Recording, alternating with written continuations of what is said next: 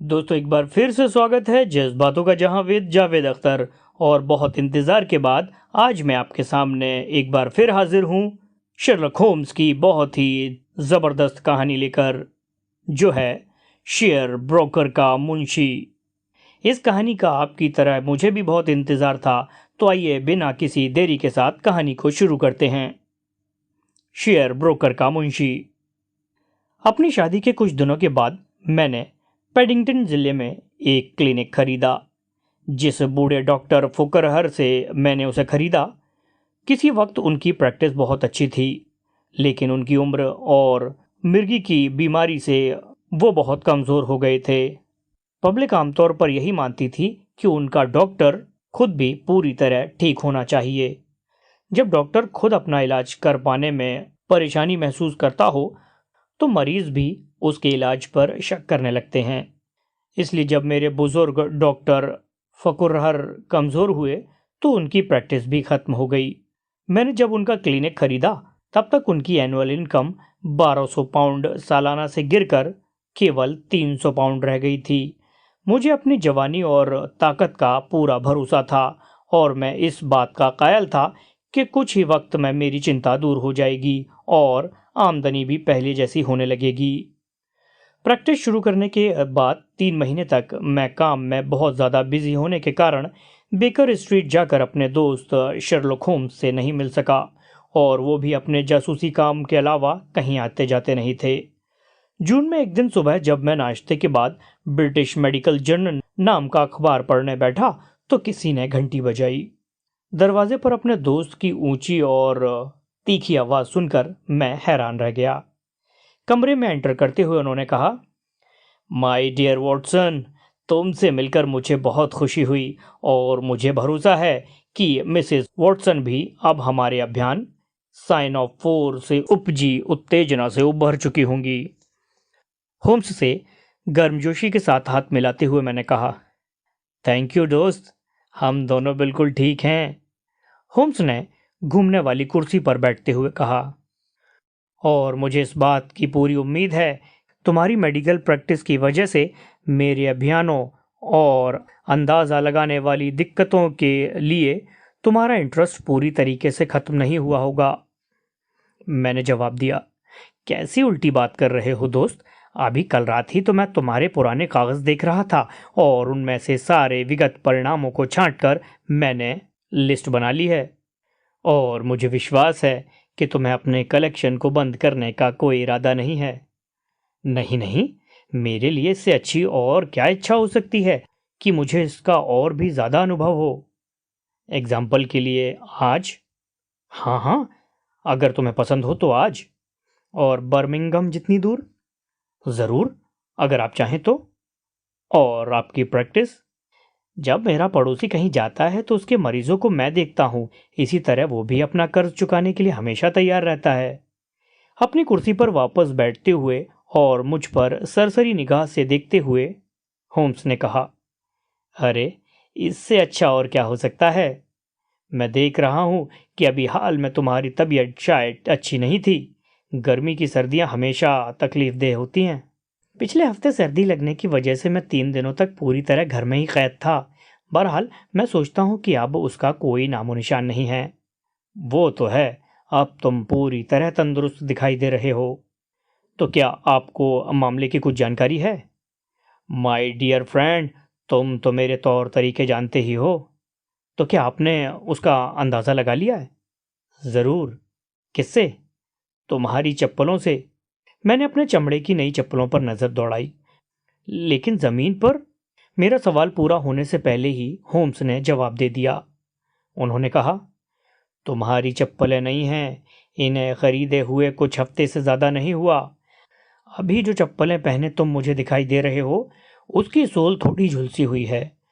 एक पल के लिए तो मैंने सोचा कि शायद गीली हो जाने की वजह से तुमने उन्हें आग में सुखाने की कोशिश की होगी और उसी वक्त जल गई होंगी, लेकिन चप्पल की अंदरूनी तनी के पास दुकानदार का गोल स्टिकर लगा था।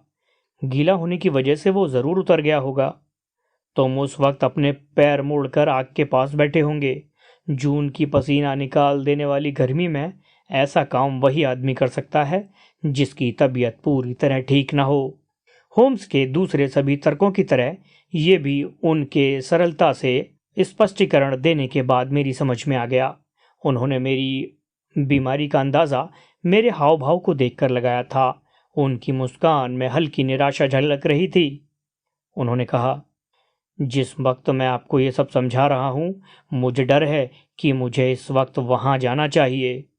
बेमतलब के परिणाम ज़्यादा असरदार होते हैं। तो क्या आप मेरे साथ बर्मिंघम चलने के लिए तैयार हैं? ज़रूर, लेकिन मामला क्या है? वो सब मैं आपको ट्रेन में बताऊंगा। मेरा मुवक्किल बाहर चौपहिए पे बैठा हुआ है। क्या आप तुरंत आ सकते हैं? अर्जेंट।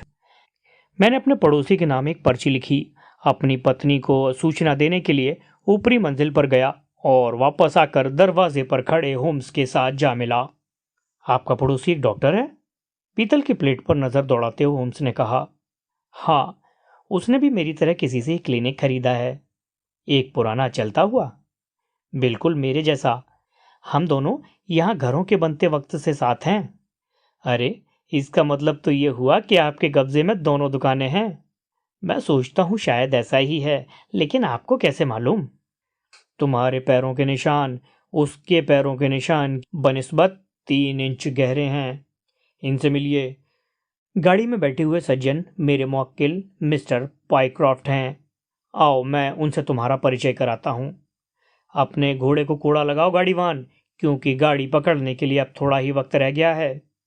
जिस आदमी को मैंने गाड़ी में बैठे देखा, वो तंदुरुस्त, सुडौल कदकाठी वाला नौजवान था। उसकी मूछें छोटी और थोड़ी पीली थीं। उसने हल्के काले रंग का सूट और चमकीला हैट पहना हुआ था। अपनी ड्रेस से वो पूरी तरह लंदनिया लग रहा था। मुझे उन द्वीपों का सबसे फुर्तीला एथलीट नजर आ रहा था। उसका गोल गुलाबी चेहरा नेचुरल और खिला खिला दिखाई दे रहा था, लेकिन उसका मुखड़ा तनाव से एक तरफ खिंचा हुआ था। बहरहाल, बर्मिंघम जाने के लिए रेलगाड़ी के फर्स्ट क्लास कंपार्टमेंट में बैठने के बाद उसकी उदासी दूर हो गई।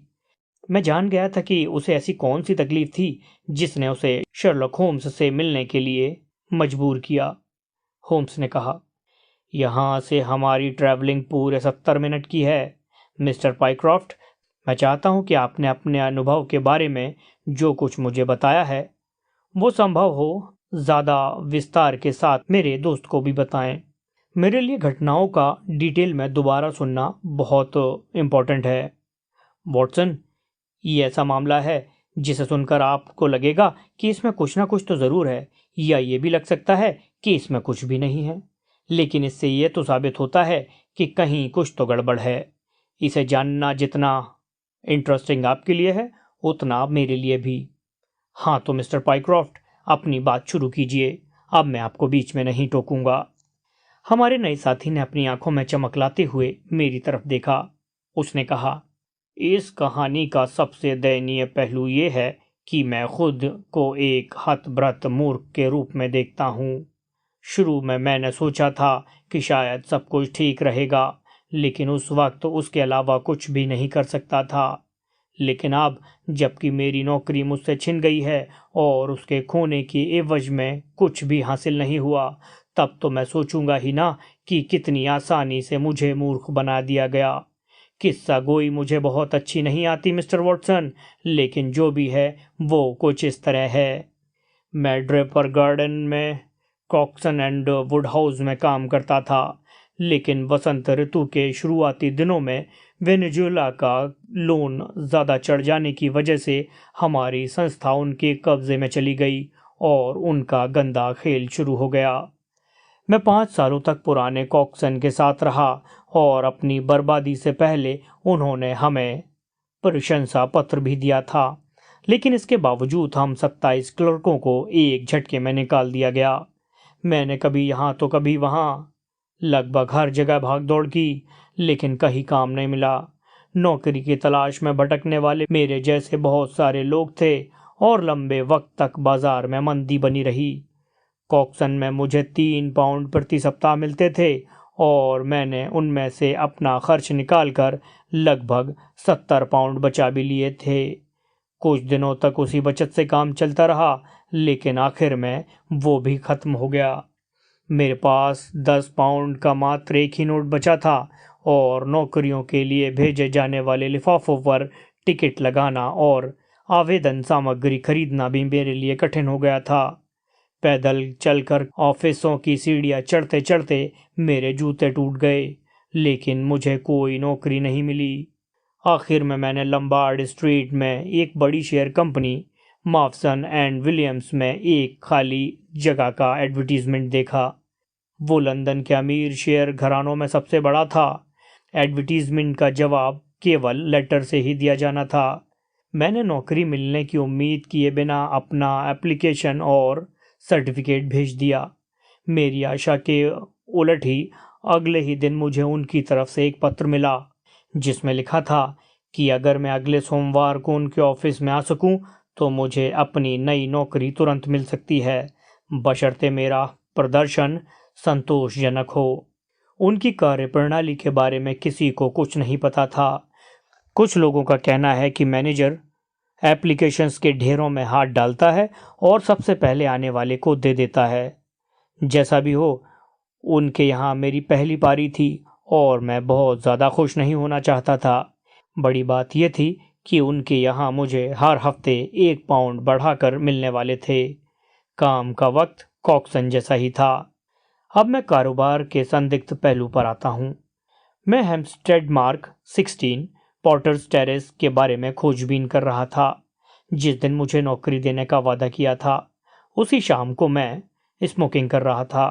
तभी मेरी मकान मालकिन एक कार्ड लेकर ऊपर आई। कार्ड पर ऑर्थरपिन वित्तीय अभिकर्ता छपा हुआ था। वो नाम मैंने पहले कभी नहीं सुना था और इस बात का अंदाज़ा भी नहीं लगा सका कि वो मुझसे क्या चाहते हैं, लेकिन फिर भी मैंने मकान मालकिन को उसे ऊपर बुलाने को कहा। तभी बीच के आकार का काले बालों, काली आंखों और काली दाढ़ी और यहूदी जैसी गुलाबी नाक वाला आदमी अंदर आया। उसके बात करने का तरीका बहुत फुर्तीला और तीखा था। उसकी बातों से ऐसा लगता था जैसे वो वक्त की कीमत बहुत अच्छी तरह समझता था। मुझे भरोसा है कि आप मिस्टर हॉल पॉयक्रॉफ्ट हैं, उसने कहा। जी हाँ, उसकी तरफ कुर्सी बढ़ाते हुए मैंने कहा। पहले आप कॉक्सन एंड वुड्स हाउस में काम करते थे? जी हाँ। और अब आप मॉवसन के स्टाफ में हैं? बिल्कुल ठीक। ठीक है, उसने कहा। सच्चाई ये है कि मैंने आपकी वित्तीय योग्यताओं के बारे में कुछ असाधारण बातें सुनी हैं। आपको कॉक्सन का मैनेजर पार्कर याद है? वो इस मामले में ज़्यादा कुछ नहीं कह सकता।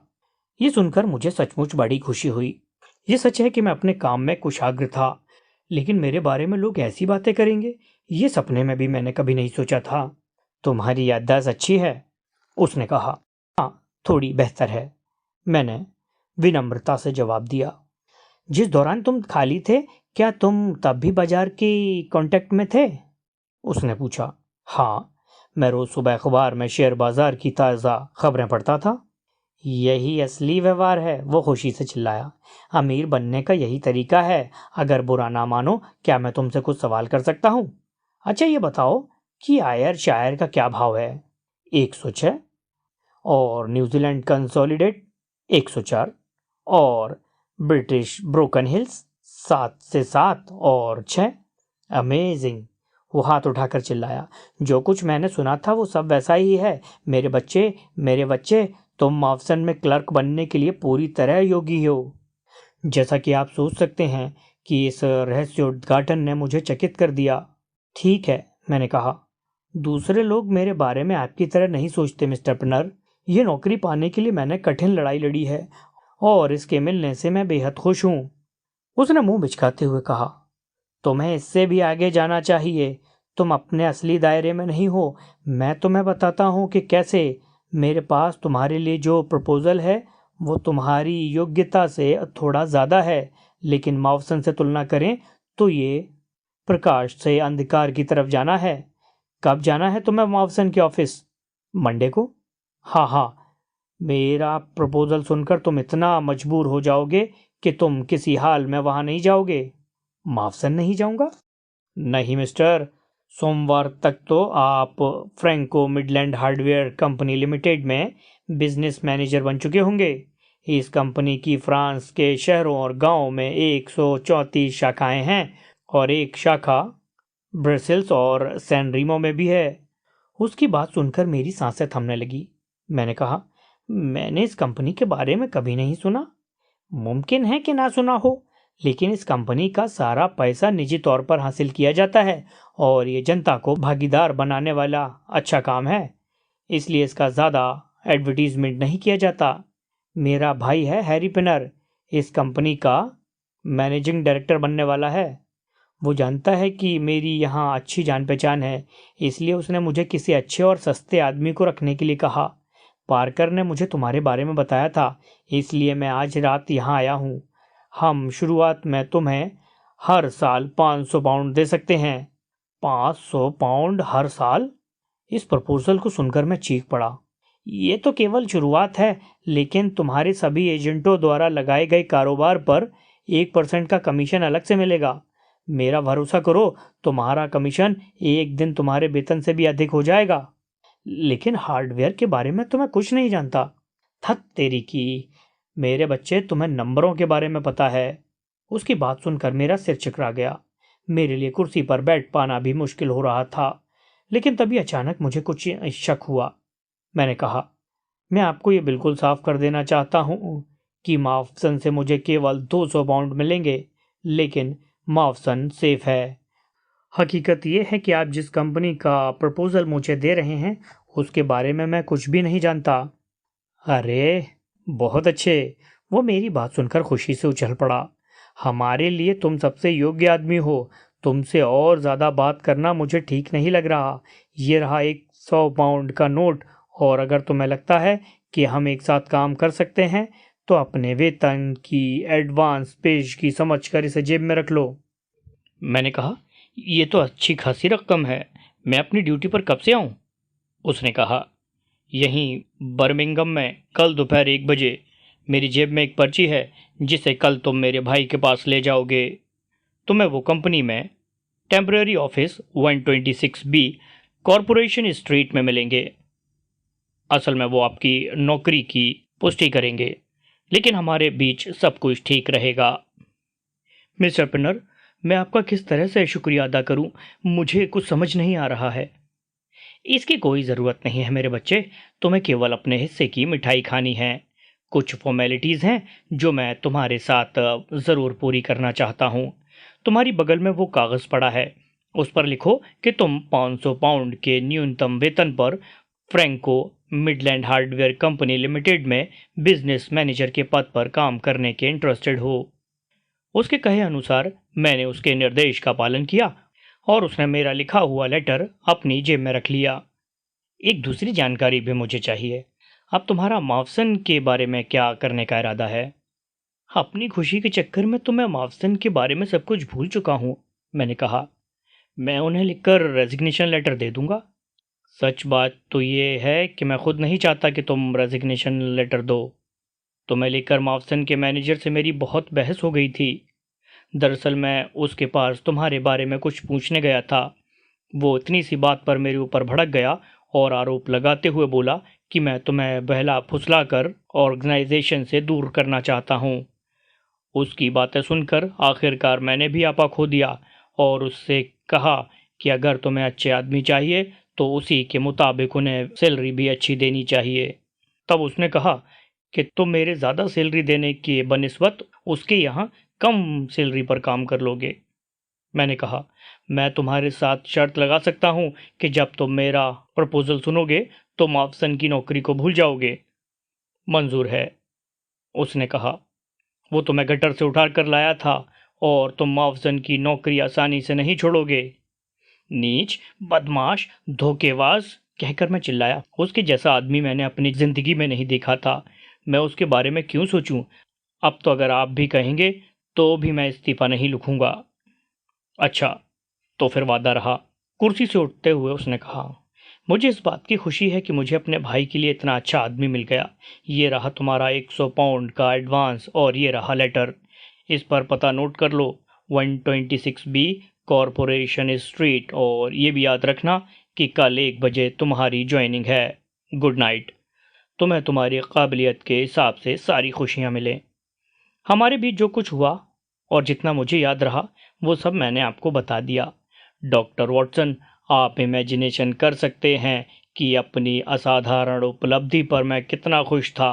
आधी रात तक मैं बैठकर अपनी किस्मत पर नाज करता रहा और अगले दिन गाड़ी में बैठकर मैं बर्मिंघम के लिए चल पड़ा और अपना सामान न्यू स्ट्रीट के एक होटल में रखकर वक्त से थोड़ा पहले ही दिए गए पते पर पहुंच गया। 1 बजने में अभी 15 मिनट बाकी थे, लेकिन मैंने सोचा कि पहले पहुंचने से कोई फर्क नहीं पड़ेगा। 126B 2 बड़ी दुकानों के बीच से होकर जाने वाला गलियारा था, जो पत्थर की घुमावदार सीढ़ियों तक जाता था, जिससे ऊपर जाने पर मुझे कई फ्लैट दिखाई दिए जो कंपनियों के दफ्तर जैसे लग रहे थे।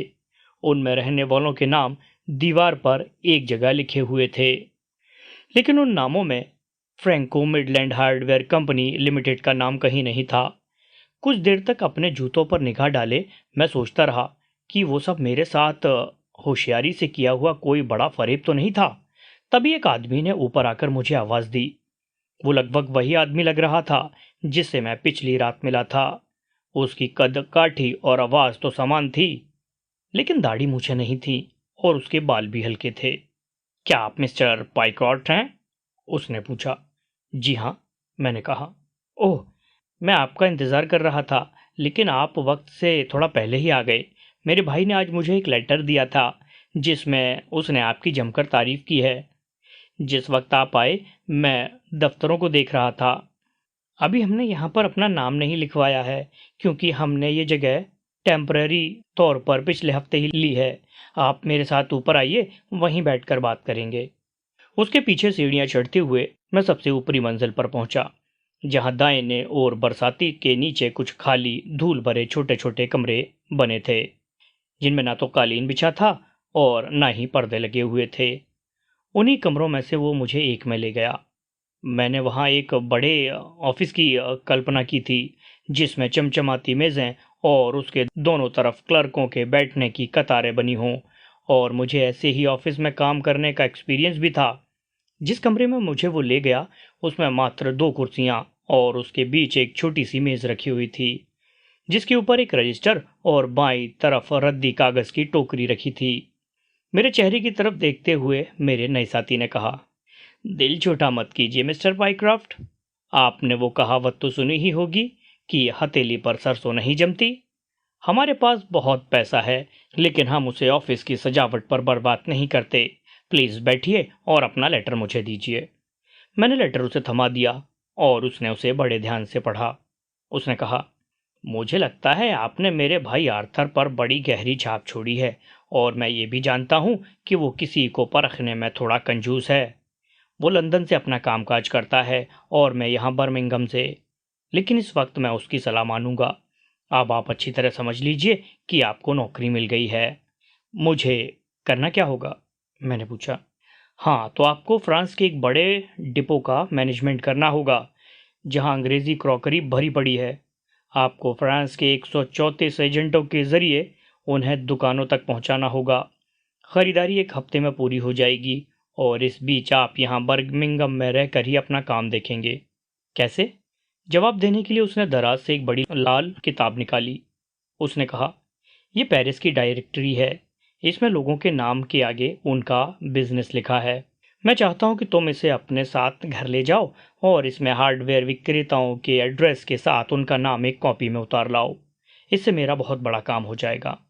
मैंने सुझाव दिया। ज़रूर। इसमें कैटेगरी वाइज लिस्ट है, लेकिन भरोसे लायक नहीं। उनकी प्रणाली हमारे काम करने की तरीके से अलग है। इस पर अमल करो और सोमवार को 12 बजे तक लिस्ट लाओ। Good bye mister Pycroft. अगर तुमने बढ़िया और दिमाग लगा कर काम किया तो कंपनी आपको इनाम भी देगी। मैं विरोधाभासी सोच के साथ एक बड़ी किताब बगल में दबाए होटल गया। एक और मेरे हाथ में 100 पाउंड के साथ हाड़ तोड़ काम था। दूसरी तरफ ऑफिस की दशा, दीवार पर कंपनी के नाम की नामौजूदगी, ये कुछ ऐसे बिंदु थे जो मेरे एम्प्लॉयर के लिए मेरे मन पर बुरा असर डाल रहे थे। बहरहाल देखता हूँ कि क्या होता है। मेरे पास मेरी मेहनत का फल था। इसलिए मैं अपने काम पर लग गया। संडे और मंडे दोनों दिन मैंने जी तोड़ काम किया। फिर भी मैं एच अक्षर तक ही पहुंच पाया था। मैं अपने एम्प्लॉयर के पास गया और उसे उसी टूटी फूटे कमरे में बैठे पाया। उसने कहा कि काम जारी रखो और बुधवार को फिर आओ। बुधवार तक भी मेरा काम पूरा नहीं हुआ था, इसलिए मैं शुक्रवार यानी कल तक उसे पूरा करने में बिजी रहा। उसके बाद उसे तैयार करके मिस्टर हैरी पिनर को सौंप दिया। उसने कहा, आपको बारंबार धन्यवाद। मुझे डर है कि मैंने काम की कठिनाई को कम करके आंका। ये मेरे बड़े काम आएगी और बहुत मददगार होगी। मैंने कहा, इसमें कुछ ज़्यादा टाइम लग गया और अब मैं चाहता हूँ कि तुम फर्नीचर बेचने वालों की लिस्ट तैयार करो, क्योंकि वो सभी भी क्रॉकरी बेचते हैं। जी, बहुत अच्छा। अब तुम कल शाम को 7 बजे आकर मुझे बताओ कि तुम कैसे काम कर रहे हो। अपने ऊपर काम का ज़्यादा भार डालने की ज़रूरत नहीं। रोज़ शाम को 1-2 घंटे तुम संगीत का आनंद भी ले सकते हो। इससे तुम्हें कोई नुकसान नहीं होगा। बोलते वक्त वो अचानक हंस पड़ा और मैं ये देखकर हैरान हो गया कि उसके बाईं ओर के दूसरे दांत में बड़ी बुरी तरह से सोना मढ़ा हुआ था। शर्लक होम्स खुशी से अपने हाथ रगड़ने लगे और मैं हैरान होकर अपने मुवक्किल की तरफ देखने लगा। आपका हैरान होना जायज़ है डॉक्टर वॉटसन, लेकिन मेरे साथ कुछ ऐसा ही हुआ था। उसने कहा, जब मैं उसके दूसरे भाई से लंदन में बात कर रहा था तो वो मेरे मावसन में न जाने की बात सुनकर हंसा था। मैंने उस वक्त देखा था कि उसका दांत भी कुछ इसी तरह से मड़ा हुआ था। हर मामले में सोने की चमक ने मेरा ध्यान खींचा था। समझे आप? मैंने देखा कि दोनों की कदकाठी और आवाज़ भी एक जैसी है, जबकि दाढ़ी और बाल रेजर और विग से बदले जा सकते हैं। मुझे कोई शक नहीं कि ये दोनों आदमी एक हैं। ये तो हो सकता है कि दो भाई एक जैसे दिखाई दें, लेकिन ये नहीं हो सकता कि दोनों के दांत भी उसी तरह सोने से मड़े हों। उसने मुझे सिर झुकाकर विदा किया और मैं गली में चल पड़ा। मुझे समझ में नहीं आ रहा था कि मैं अपने पाँव पर या सिर के बल चल रहा हूँ। होटल वापस आकर अपना सिर ठंडे पानी से अच्छी तरह बेसिन में धोया और प्रॉब्लम पर सोचने की कोशिश की। उसने मुझे लंदन से बर्मिंघम क्यों भेजा? वो मेरे पहुंचने से पहले वहां क्यों पहुंच गया? ये सब सोच सोचकर मैं परेशान हो गया और फिर भी मेरी समझ में कुछ नहीं आया। फिर मेरे दिमाग में यह बात कौंधी, जो बात मेरी समझ में नहीं आ रही वो शायद शर्लक होम्स की समझ में आ जाए। मेरे पास रात वाली गाड़ी से शहर जाकर आज सुबह उनसे मिलने और आप दोनों को अपने साथ लेकर बर्मिंघम आने का वक्त था। शेयर दलाल के मुंशी के अपने चकित कर देने वाली बात खत्म करने के बाद खामोशी छा गई। उसके बाद होम्स ने हैरानी से मिली खुशी के साथ तकिए पर अपनी पीठ टेकते हुए एक कद्रदान की तरह विस्की का एक घूंट लेकर अपनी नजरें मेरी तरफ घुमाई। अच्छी कहानी है वॉटसन, क्यों? होम्स ने कहा। इसमें कुछ ऐसे पॉइंट हैं जिनसे मुझे बहुत खुशी हो रही है। मैं सोचता हूं कि आप मेरी इस बात से सहमत होंगे कि Franco Midland hardware company limited के स्थायी ऑफिस में मिस्टर ऑर्थर हैनी पिनर के साथ हुआ इंटरव्यू हम लोगों के लिए उम्मीद के मुताबिक रोचक अनुभव साबित होगा। मैंने पूछा, लेकिन हम इसे कैसे कर सकते हैं? अरे, बड़ी आसानी से। हॉल पायलक्रॉफ्ट ने खुशी से झूमते हुए कहा, आप दोनों मेरे दोस्त हैं जो किसी ठिकाने की तलाश में हैं, और इससे बेहतर और स्वाभाविक और क्या हो सकता है कि मैं आप दोनों को मैनेजिंग डायरेक्टर के पास ले चलूं? हाँ, बिल्कुल, होम्स ने कहा। मैं उन सज्जन से मिलना चाहूँगा और देखूँगा कि उनके इस खेल को समझकर शायद किसी नतीजे पर पहुँच सकूँ। मेरे दोस्त, तुम्हारे अंदर ऐसी कौन सी खूबी है जो तुम्हारी सर्विस को इतना वैल्यूएबल बनाती है? या कि क्या ये संभव है कि उसने अपना नाखून चबाना शुरू कर दिया और खिड़की पर खड़े होकर शून्य में तब तक देखता रहा जब तक हम न्यू स्ट्रीट में नहीं निकल गए। तब तक वो खामोश ही रहा। उस शाम को 7 बजे हम तीनों कंपनी के ऑफिस कॉरपोरेशन स्ट्रीट के जाने के लिए टहल रहे थे। तय वक्त से पहले वहां पहुंचने का कोई मतलब नहीं था। हमारे मुवक्किल ने कहा, वो वहां केवल मुझसे मिलने के लिए आता है, क्योंकि उसके आने से पहले वो जगह बिल्कुल वीरान रहती है। ये तो सोचने वाली बात है, होम्स ने कमेंट किया। ऊपर वाले की कसम, मैं सच कह रहा हूँ। हॉल पाइक्रॉफ्ट चिल्लाया, उसे देखिए, वो हम तीनों के आगे आगे जा रहा है। उसने सड़क की दूसरी ओर थोड़ी हड़बड़ी में जा रहे एक नाटे काले सूट बूट वाले आदमी की तरफ इशारा किया। हमने देखा कि वो पटरी पर शाम का अखबार बेचने वाले एक लड़के के पास से होकर गुजरा। उसने लड़के से एक अखबार खरीदा और एक दरवाजे के अंदर जाकर गुम हो गया। वो जा रहा है, हॉल पाइक्रॉफ्ट चिल्लाया। वो कंपनी के ऑफिस हैं और उन्हीं के अंदर वो गया है। आओ मेरे साथ, मैं जल्दी उसे पकड़ना चाहता हूँ।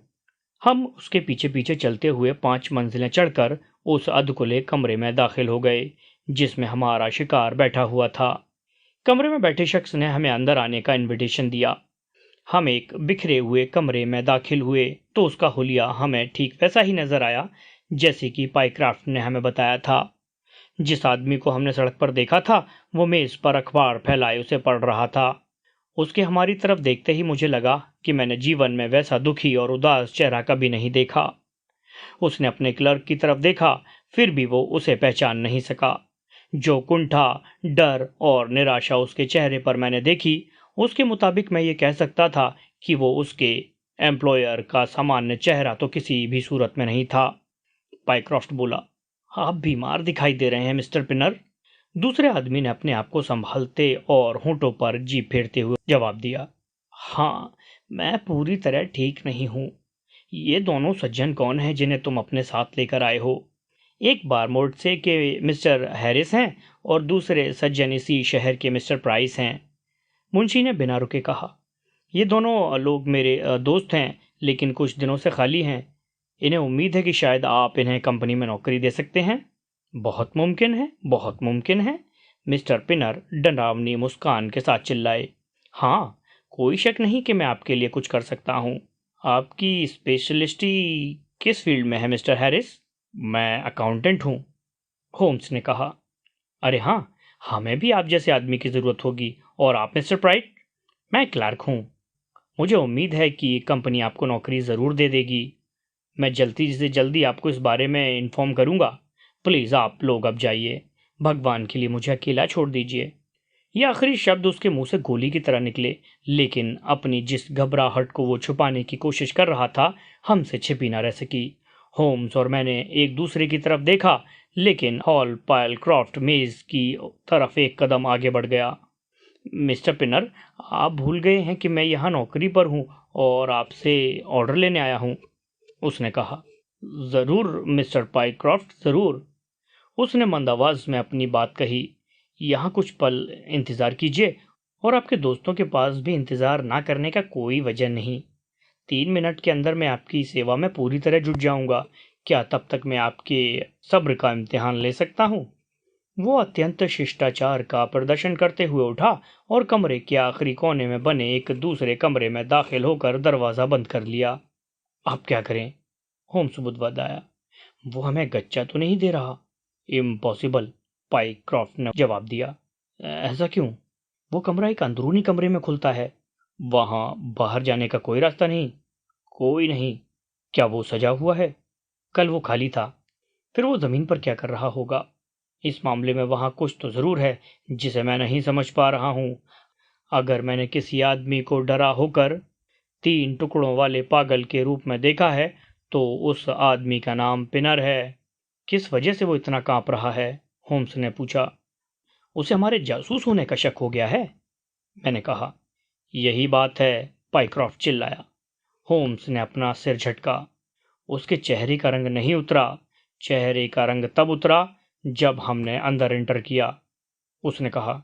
यह भी पॉसिबल है कि उसकी बात अभी पूरी भी नहीं हुई थी कि कमरे के अंदर वाले दूसरे कमरे की तरफ से अचानक तेज गरगराने की आवाज से रुकावट पड़ गई। वो अपने ही कमरे में दस्तक देने की मूर्खता क्यों कर रहा है? मुंशी चिल्लाया।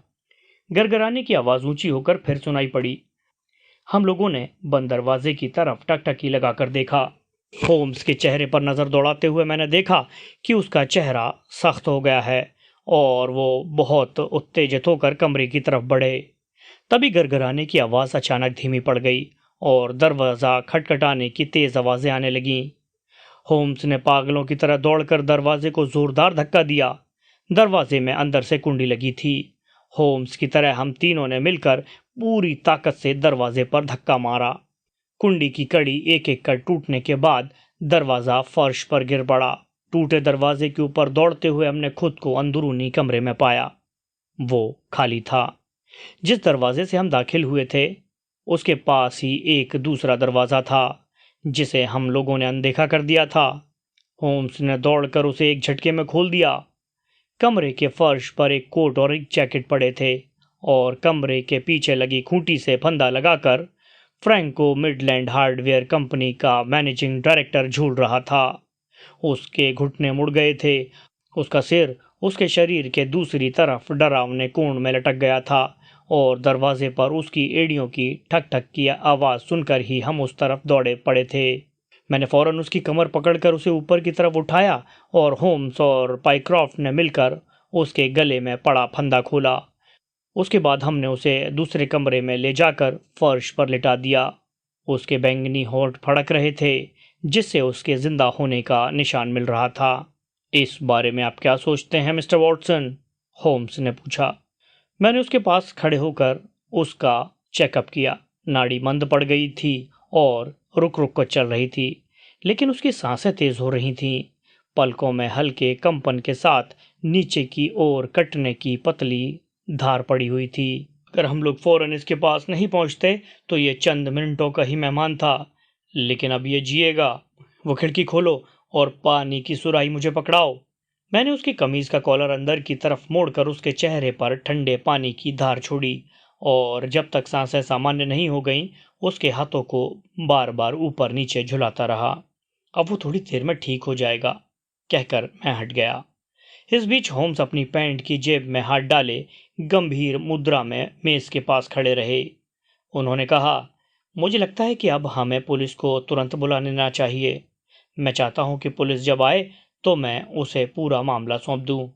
पाइक्राफ्ट ने सिर खुजलाते हुए कहा, ये राज तो मेरे लिए वरदान की तरह है। मुझे यहाँ लाने के पीछे इसकी मंशा उजागर हो गई।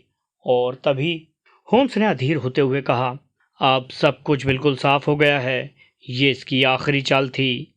जो कुछ बाकी रह गया, क्या तुम उसे समझ सकते हो? मैं सोचता हूँ कि ये स्वाभाविक है। आपका क्या कहना है वॉटसन? मैंने कंधे उचकाए। मैं इस बात को ज़रूर एक्सेप्ट करूँगा कि मेरे सोचने की ताकत खत्म हो चुकी है। मैंने कहा, अरे अगर तुम घटनाओं पर सरसरी तौर पर ख्याल करो तो वो केवल एक नतीजे की तरफ इशारा करती हैं। आप इससे क्या अंदाज़ा लगाएंगे? ठीक है, सारा मामला 2 पॉइंट्स पर आधारित है।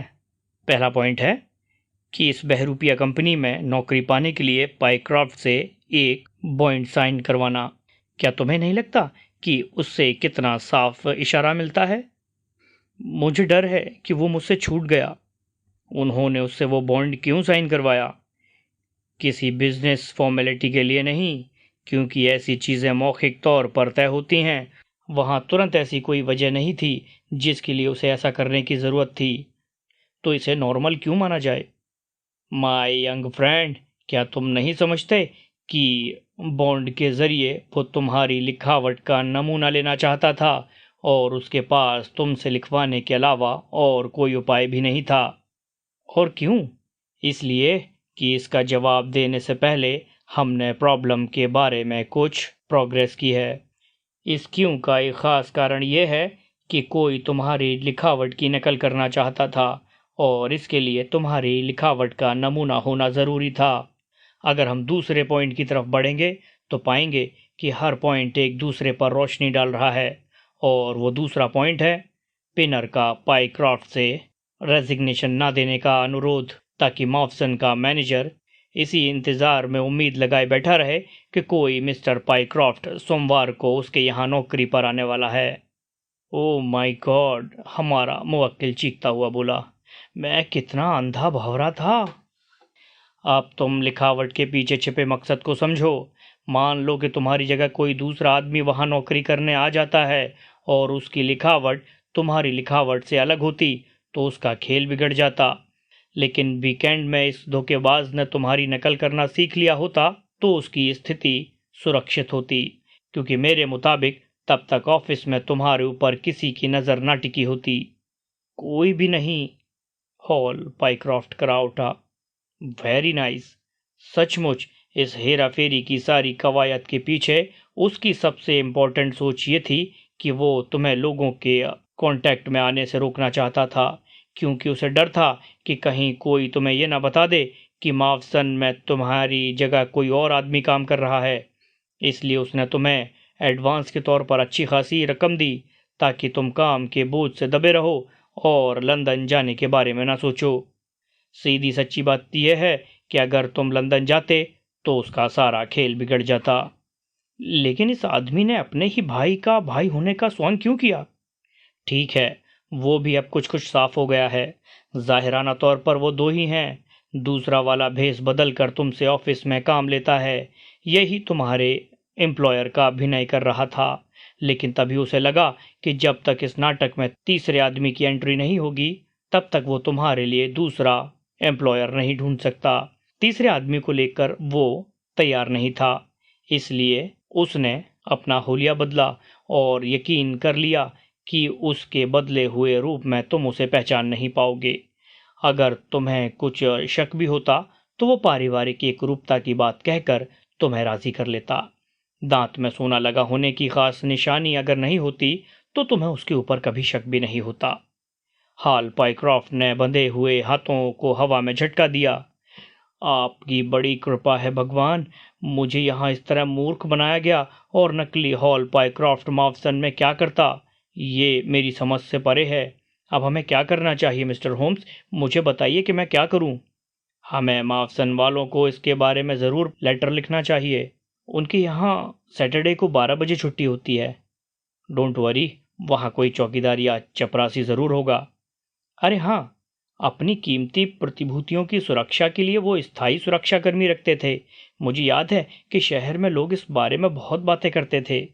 बहुत अच्छे, हम उन्हें तार देकर पता करेंगे कि उनके यहाँ सब कुछ ठीक है। इसके साथ साथ हम उनसे ये भी पूछेंगे क्या उनके यहाँ तुम्हारे नाम वाला कोई मुंशी काम कर रहा है। ये बात तो साफ हो गई। अब हमें मालूम ये करना है कि यहाँ काम करने वाले बदमाश ने अचानक कमरे से बाहर जाकर खुद को फांसी क्यों लगा ली। अखबार की वजह से। हमारे पीछे टर्राने की आवाज़ आई। अपनी डरावनी और पीली सूरत लिए एक आदमी उठकर बैठ गया था। उसकी आंखें चमक गई थी। चौड़ा लाल पट्टा अब भी उसके गले में लिपटा हुआ था। अखबार? सचमुच वही? उत्तेजना के आवेश में होम्स चिल्लाए। मैं भी कितना बेवकूफ़ हूँ। हमने अपनी ट्रैवलिंग के बारे में इतना ज़्यादा सोचा कि अखबार वाली बात हमारे दिमाग में फ़ौरन आई नहीं। इसका राज अखबार में ही छुपा है, ये बात पक्की है। होम्स ने अखबार को मेज़ पर फैलाया और उनके होंठों पर विजयी अल्फाज फूट पड़े। इसे देखो वाटसन, ये लंदन के अखबार इवनिंग स्टैंडर्ड का ताज़ा कॉपी है। हमें जो चाहिए वो इसी में है। सुर्खियों पर नज़र डालो। शहर में अपराध, मावसन एंड विलियम्स में हत्या, दिन दहाड़े भीषण डकैती, अपराधी पकड़ा गया। वॉटसन, हम सब इसे सुनने को तावले हैं, इसलिए आप कृपया हमारे लिए इसे ऊंची आवाज़ में पढ़िए।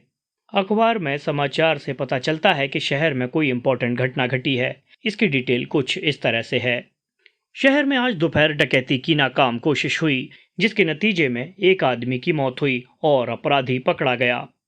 कुछ समय से मावसन एंड विलियम्स का मशहूर वित्तीय घराना लगभग 10 लाख पाउंड की प्रतिभूतियों का संरक्षक था। जिस मैनेजर पर प्रतिभूतियों की सुरक्षा का दायित्व था, उसने आधुनिकतम तिजोरियों और अलमारियों का निर्माण कराया था और उनकी पहरेदारी के लिए इमारत में दिन रात एक सशस्त्र रक्षक पहरा देता था।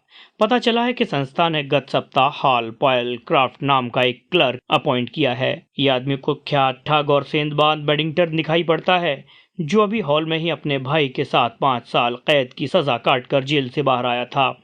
इसने किसी तरह जुगाड़ करके किसी दूसरे आदमी के नाम पर नौकरी हासिल कर ली, जिसका इस्तेमाल उसने अनेक तालों की डाई बनाने और स्ट्रॉन्ग रूम और तिजोरियों की सिचुएशन पता करने के लिए किया। मावसन के यहाँ क्लर्कों के लिए शनिवार को दोपहर को छुट्टी का नियम है। सिटी पुलिस अधीक्षक टूजन दोपहर 1:20 पर हाथ में जूट का थैला लिए एक सज्जन को सीढ़ियों से नीचे उतरकर देखकर हैरान रह गए। शक बढ़ने पर अधीक्षक ने उसका पीछा किया और सिपाही पोलक की सहायता से काफी जद्दोजहद के बाद उसे गिरफ्तार कर लिया गया। उसकी गिरफ्तारी के साथ ही भयानक डकैती की बात साफ हो गई। उसके थैले में अमेरिकी रेलवे के लगभग 1 लाख पाउंड मूल की हुंडियां, खदानों और दूसरी कंपनियों के बीजक बरामद हुए। परिसर का निरीक्षण करने पर एक बड़ी तिजोरी में बदनसीब चौकीदार का शव मोड़कर ठूंसा हुआ मिला। अगर ऑफिसर टूजन तुरंत कार्रवाई न करते तो उसका शव सोमवार तक वहीं पड़ा रहता। चौकीदार की खोपड़ी पर किसी नुकीले सरिये से पीछे से वार किया गया था, जिससे वो चूर चूर हो गई थी। इसमें कोई शक नहीं कि बेडिंगटन ने कोई चीज अंदर छूट जाने के बहाने अंदर एंटर किया होगा और चौकीदार का मर्डर करने के बाद बड़ी तिजोरी से सारा माल निकाल कर रख लिया। उसका भाई, जो आमतौर पर उसके साथ ही रहता था, इस अपराध में वो कहीं दिखाई नहीं पड़ा। पुलिस उसके ठिकाने का पता लगाने के लिए गहरी पूछताछ कर रही है। ठीक, अब हम इस दिशा में पुलिस की परेशानी कुछ कम कर सकते हैं। होम्स ने खिड़की से सटकर खड़े मरियल आदमी की तरफ देखते हुए कहा। मानव स्वभाव भी कितना जटिल है वॉटसन। आप इसे इस बात से समझ सकते हैं कि एक दुष्ट हत्यारा भी ऐसी दिलेरी दिखा सकता है कि उसका भाई पकड़े जाने के डर से उसके पीछे जान देने की कोशिश कर सकता है। बहरहाल, अब हमारे पास कार्रवाई करने के अलावा कोई दूसरा रास्ता नहीं है। डॉक्टर वॉटसन और मैं इस दुष्ट की निगरानी करेंगे। मिस्टर पाइक्रॉफ्ट, आप कृपया करके बाहर जाकर पुलिस बुला लाइए। तो ये थी शर्लक होम्स की एक छोटी लेकिन बेहद प्यारी कहानी। अगर आपको ये कहानी पसंद आई है तो कमेंट ज़रूर कीजिए और आगे मुझे बताइए कि आगे किस तरह की कहानी सुनना चाहेंगे। शर्लक होम्स की हिंदी कहानियाँ मिलना बहुत ही डिफ़िकल्ट है, इसलिए अगर आप लोगों में किसी के पास इन कहानियों को पाने का कोई लिंक है तो कमेंट में ज़रूर बताइए, ताकि मुझे आसानी हो और मैं आप लोगों तक भी आसानी से इस ऑडियो स्टोरी को पहुंचा पाऊं। तो मिलते हैं अगली कहानी में, तब तक के लिए दीजिए इजाज़त और बने रहिए मेरे साथ। और हाँ, दूसरी कहानियों के लिंक भी आपको डिस्क्रिप्शन में मिल जाएंगे। आप चैनल पर और भी कहानियों का आनंद उठा सकते हैं। तो मिलते हैं